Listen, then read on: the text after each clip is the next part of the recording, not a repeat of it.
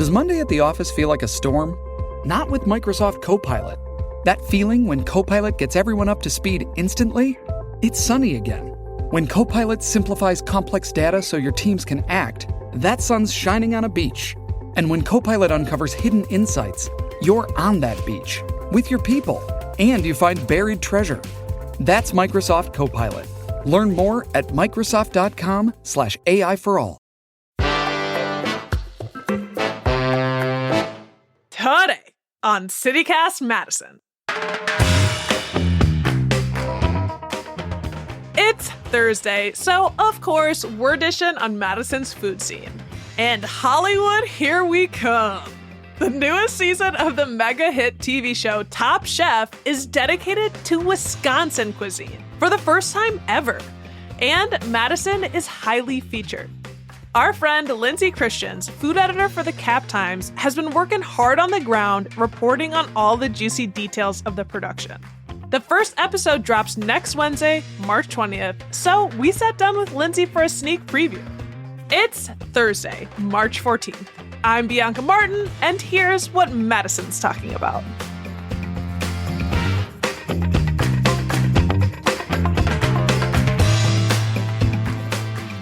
Lindsay. Hello. You've got a lot going on. Hello. I do have a lot going on. It's all really good, but yeah. Yes, you are glowing. We have found the right person to talk to about Top Chef. Oh my gosh. The new season starts Wednesday. What can you tell us? Well, I can tell you some things and I can't tell you other things, but March 20th is the premiere. You can watch it on Bravo if you have cable. And then the next day, it's available on Peacock, on Bravo TV. I have bought full seasons on Amazon.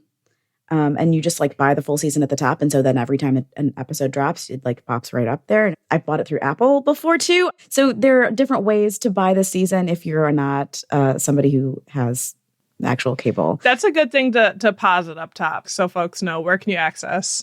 And I can tell you it was shot in Milwaukee and Madison last summer, August and September. Yeah, the buzz around when they came to the Capitol during the farmers market was like, everyone's like, what is going on? Find them, get them. They had to like run and get ingredients for their competition. It was really fun. So yeah, the season starts March 20th. It really feels like a reset season. So there are some rules that are a little bit different this year. There's like more money on the line, it sounds like thousands of dollars up for every single quickfire that they do, which is a relatively new thing. It used to be kind of here and there, but now it's for every single one. Every quickfire? Oh, yeah. Do you want to talk about how Top Chef works? Yes. Actually, That's a great idea. I am letting everyone know that I've not seen it, but that's going to change this season. No, it's totally fine. And I think even people who are not into food television, this is one to watch because it's places that you're going to know in Madison and Milwaukee if you're a Wisconsin person. So the way the Top Chef works is I think we're starting with 15 competitors. Every episode, typically, there's a quick fire, which is a short little challenge, which is what you saw them running around the farmer's market doing. That was for a quick fire. So they get 20 minutes to cook, maybe 30. It is fast. They have to it's come up with a pasta dish or some challenge.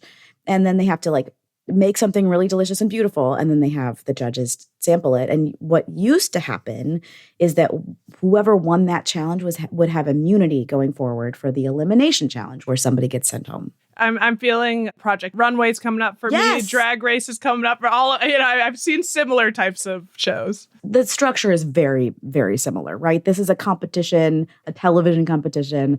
It's just the thing that you're doing is cooking instead of, slaying on the runway. So then for the elimination challenge, it's longer. They have a little bit more time. They get some time to prep. And then the following day is whatever the big elimination challenge is. So some of them they've already announced. So there's a big cheese competition, of course. And there's a supper club competition where they have to make supper club stuff or whatever. So some of the challenges have been announced and some of them have not. They've announced there's a Door County style fish boil. Anyway, yeah, so quickfire is the little short one, and then the elimination challenge is a longer one. And so they're adding even more ante by adding, a cash prize. Yeah. You can win money. There are so many seasons. Am I wrong? They probably you said this is a reset. They're doing some new things. And they also have like new people too. Like that's I have never seen Top Chef, and Padma Lakshmi is my hero, goddess, queen. I pray at her altar. Sorry for being sacrilegious. But if I were to try and be like someone, I look to Padma. She's incredible. I have her cookbooks here at the house, and she's wonderful. Yeah, and I have made her dishes from Instagram and been like, oh, am I a Top Chef? But now she's, doing other stuff. They've got a new person that replaced her, who seems kind of spicy. Yeah, Kristen Kish. So she won, I want to say season 11. She competed on the show multiple times, but season 21, the Wisconsin season, not a single competitor has ever been on Top Chef, like the US version of Top Chef before. Which at this point is pretty unusual because they've been going since 2006 and people like to try to compete again. There's one guy, he's French, and he competed in Top Chef France. And he's now living in the US, and so he's competing on this season. But he's the only person who's returning at all. And apparently on Top Chef France, they don't have to shop for their ingredients. They do in the US. Yeah. So interesting. he's going to have to learn, but it's everybody's new. Have you had the chance to see any of the episodes? I've seen one. So the media gets access early. They released the first screener a couple of weeks ago now. And so we all got to kind of see the first screener. And that's just to sort of facilitate people writing stories about it and writing about the launch. But then going forward, I will only get them a couple of days in advance. So I've only seen one. Okay. Well, that's enough to get a little bit of the scoop that you're giving. Much more than most of the folks who are waiting with bated breath. I saw the trailer. I was excited. Watch it. It was a good trailer, and it also is so Wisconsin. Top Chef is back. We've gathered rising star chefs from across the country here to Wisconsin. I need dairy. Wisconsin! There's something Wisconsinites can't live without. Cheese! There was a little artificial cranberry bog. They're standing in cranberries. They're talking about native and indigenous foods. Did you get the vibe just from the first episode that there's some authenticity about the location and being Wisconsin oriented? I got more of that from when I was sort of going behind the scenes. So I went behind the scenes 6 different times. I got to kind of watch how things worked. And I really got the strong sense that they did their research. There were challenges that surprised me. And this is my job, is to cover food in Wisconsin. And they were like, oh my God, how did they pull that? So I think that Wisconsinites will be sort of delighted, pleasantly surprised in some ways, but delighted. I think there will be challenges that Wisconsinites, we won't have thought of. Oh, this is a part of the Wisconsin culinary history that maybe you didn't know, which I love. So that's really cool. You can see in the trailer that they're in the Miller Caves. You can see the racing sausages. There's a sausage challenge, right? You can see Wisconsin produces more cranberries than anywhere else in the world, I think. It's an incredible, yeah. And so I think they have some of the baseline, right? There's cheese, there's brats, there's beer.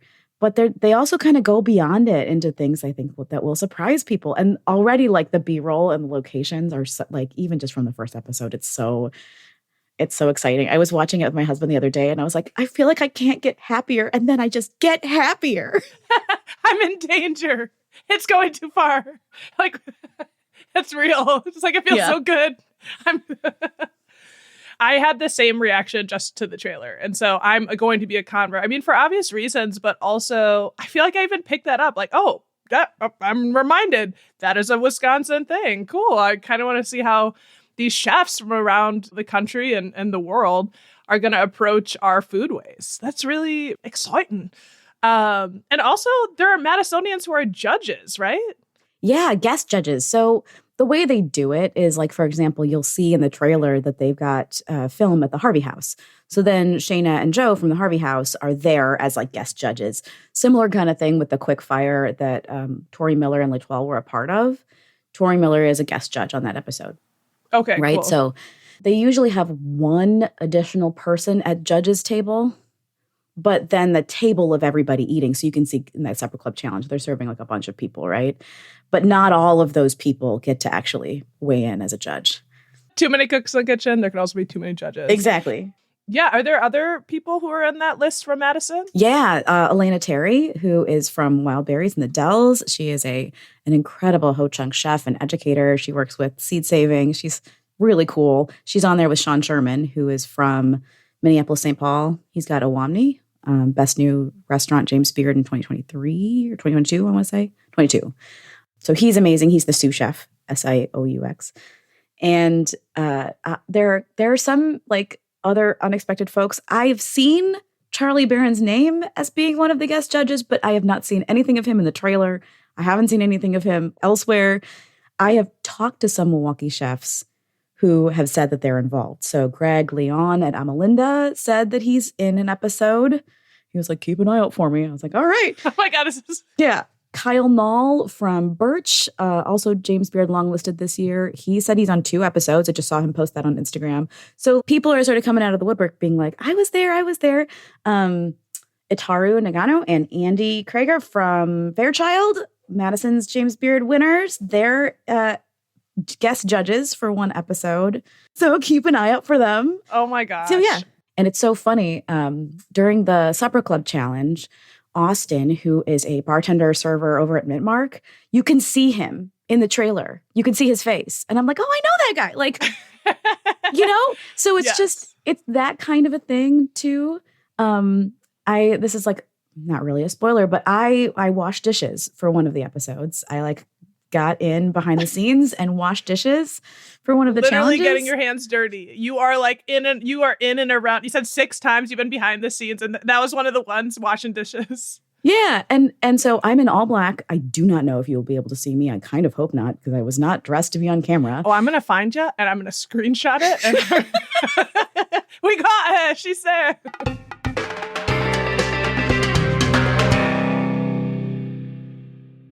Shipping can make or break a sale, so optimize how you ship your orders with ShipStation.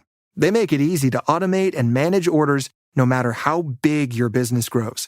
And they might even be able to help reduce shipping and warehouse costs. So optimize and keep up your momentum for growth with ShipStation.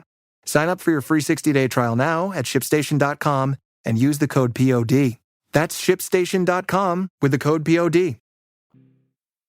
One of the things that stood out, Chef Dan Jacobs of Esther Ev, and Dan from Milwaukee is one of the chef testants. And that I heard is kind of a big deal. Have you ever been to his restaurants? I have, and it is a really big deal. It is the first time a professional working chef in Wisconsin has gotten on the show in 21 seasons. Hey! So, yeah.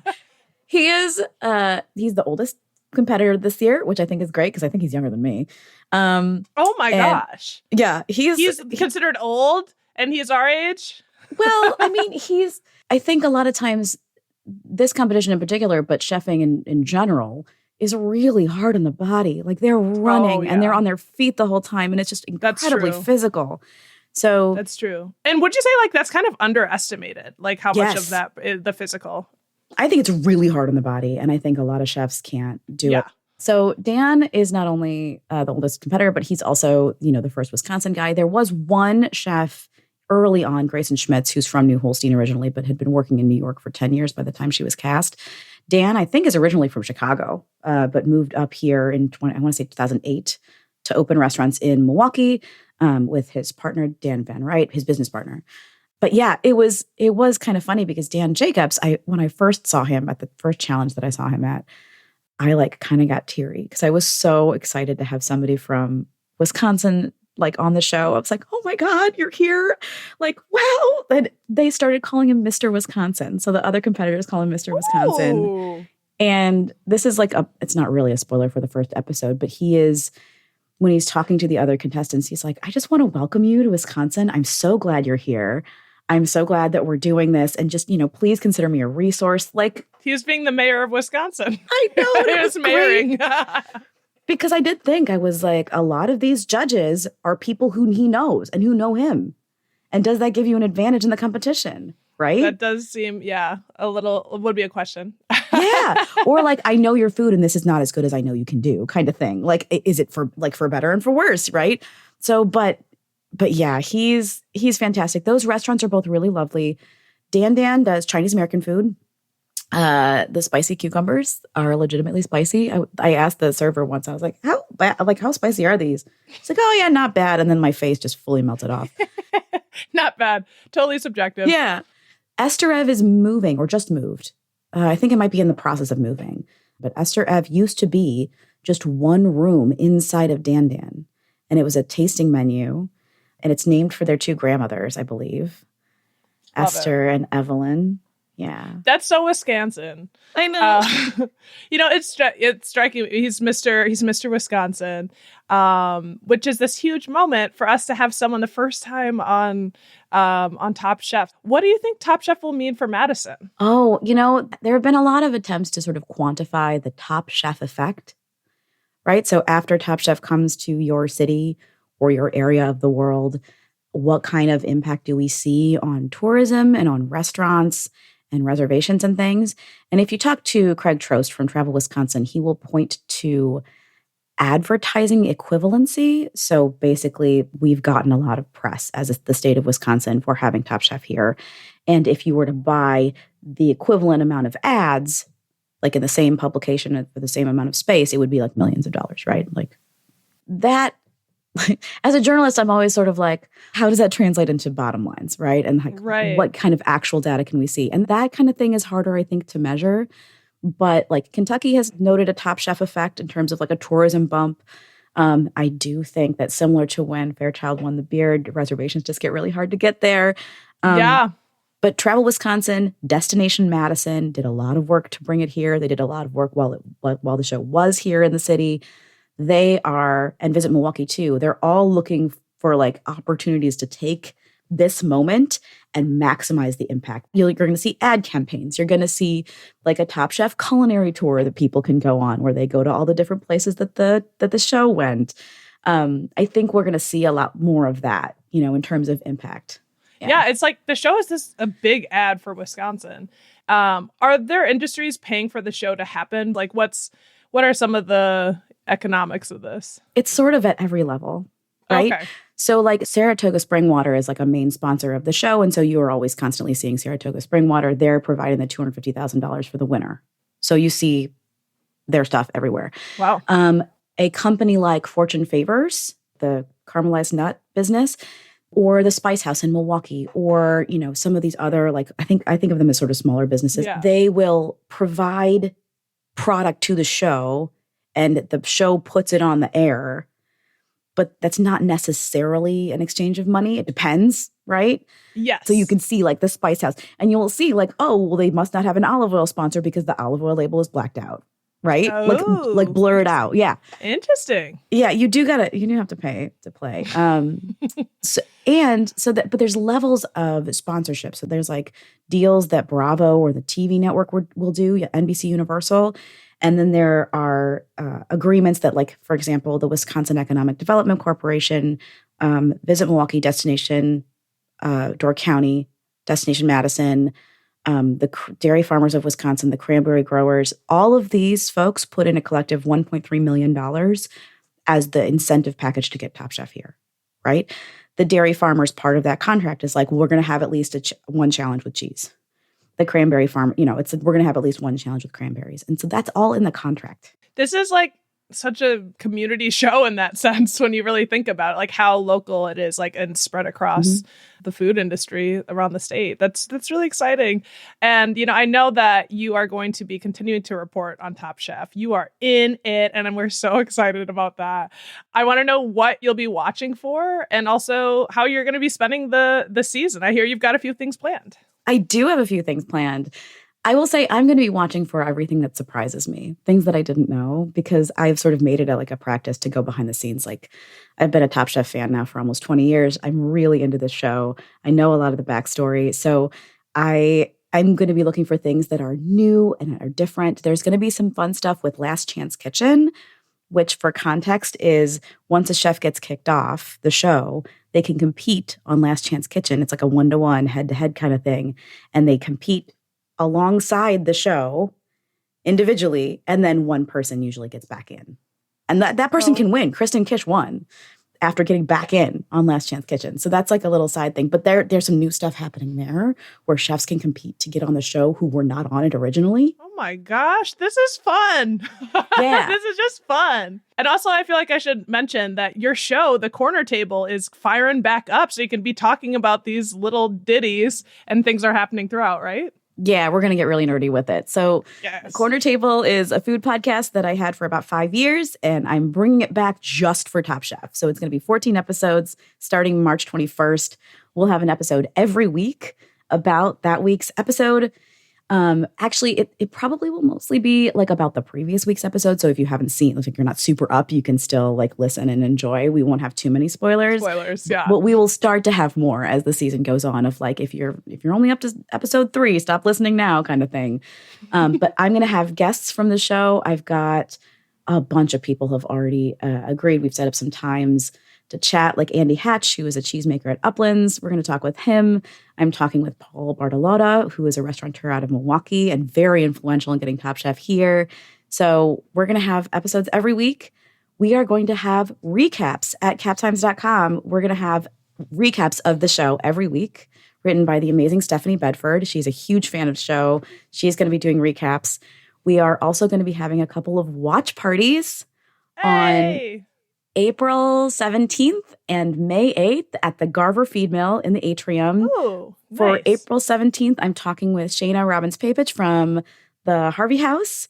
And in May, Molly Moran from Table Wine is going to be interviewing me about going behind the scenes. So that's going to be really Yes. fun. Yeah. That was something not to miss. And I'm excited to listen to your podcast. I love your voice. I love your reporting. And honestly, you're living for this. It is beautiful. And like, heck yeah, like it's the year. And I'm very excited. Thank you so much for letting me just geek out about this. I really love it. Yes, of course. Thank you so much, Lindsay. That's Lindsay Christians, food editor for the Cap Times.